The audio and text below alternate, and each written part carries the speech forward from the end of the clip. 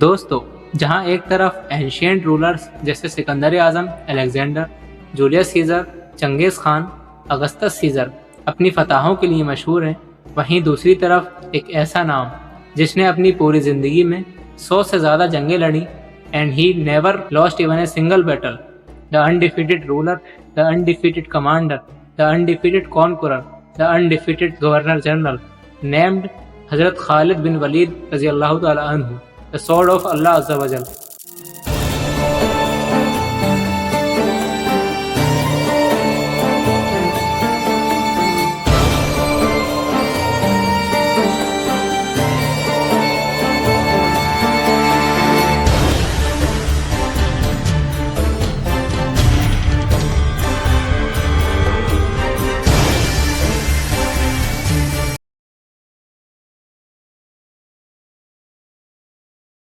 السلام علیکم ورحمۃ اللہ وبرکاتہ۔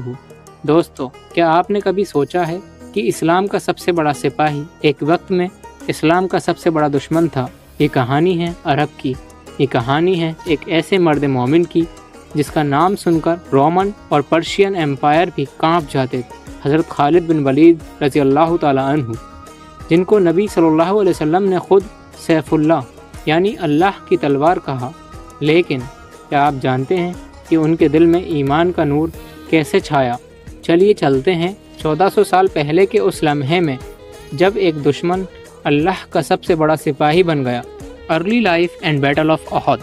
حضرت خالد بن ولید رضی اللہ تعالی عنہ قریش کے خاندان بنو مخزوم سے تعلق رکھتے تھے and he was famous for his best strategies in the battle. Uhud کے میدان میں انہوں نے اپنی بہترین ترتیب سے مسلم فوج کو پیچھے کر دیا اور مسلمانوں کو بہت زیادہ نقصان پہنچایا۔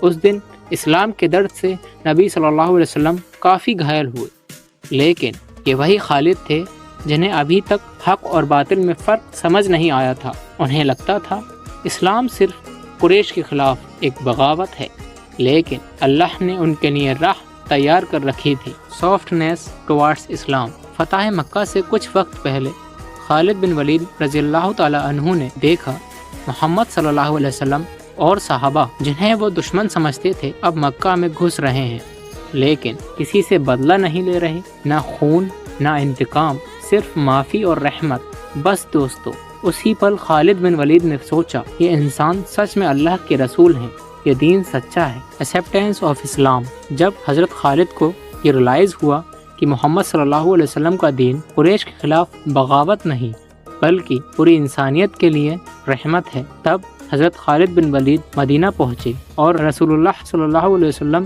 انہیں دیکھ کر مسکرائے اور فرمایا، خالد، مجھے امید تھی کہ تمہاری عقل تمہیں اسلام تک لے آئے گی، اور نبی صلی اللہ علیہ وسلم نے ان کے لیے دعا کی، یا اللہ خالد کو اپنی راہ میں عزت اور قوت عطا فرما۔ اس وقت ایک سپاہی نہیں، ایک مومن پیدا ہوا تھا۔ لیکن حضرت خالد کے اسلام قبول کرنے کے بعد مشرکین مکہ حضرت خالد کو طعنہ دیا کرتے تھے کہ خالد نے ایک ایسا دین قبول کر لیا ہے جس کی مقدس کتاب یعنی قرآن میں اس کے باپ کے لیے جہنم کا عذاب لکھا ہوا ہے۔ تو اس پر حضرت خالد بن ولید حافظ قرآن صحاباؤں کے پاس گئے اور انہوں نے کہا، مجھے سب سے پہلے وہ آیتیں سناؤ جس میں میرے باپ کے لیے جہنم کا عذاب لکھا ہوا ہے۔ وہ آیتیں سن کر حضرت خالد بن ولید رونے لگے، لیکن ایمان پر قائم رہے۔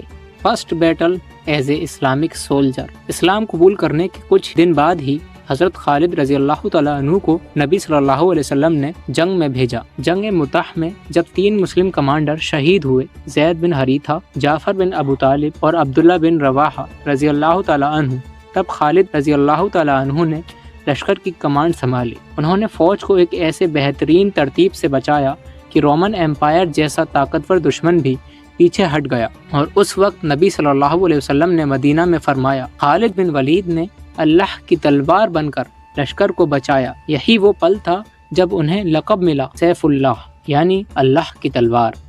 خالد bin Walid as a glorious and undefeated commander. حضرت خالد بن ولید رضی اللہ تعالیٰ عنہ نے بہت ساری جنگیں لڑیں، جیسے کہ جنگ یرموک، جنگ ولاجہ اور عراق میں بہت ساری جنگیں لڑی۔ حضرت خالد بن ولید نے رومن اینڈ پرشین امپائر کے تختے پلٹ دیے۔ یہ وہ سلطنتیں تھیں جو 800 سال سے پوری دنیا پر راج کر رہی تھیں، لیکن جب ان کا سامنا محمد عربی کے غلام حضرت خالد بن ولید سے ہوا تب ان کی گلوری ختم ہو گئی۔ حضرت خالد بن ولید اپنی پوری زندگی میں کبھی کوئی جنگ نہیں ہارے۔ وہ کہتے تھے میں اتنی تلواریں توڑ چکا ہوں لیکن کبھی پیچھے نہیں ہٹا۔ لیکن جب عمر بن خطاب رضی اللہ تعالیٰ عنہ نے انہیں کمانڈر کی پوسٹ سے ہٹا دیا، انہوں نے صرف اتنا کہا میں صرف اللہ کے لیے لڑتا ہوں، میں کسی عہدے یا مقام کے لیے نہیں لڑتا۔ دوستو، ایسا تھا ان کا اخلاص اور تقوی۔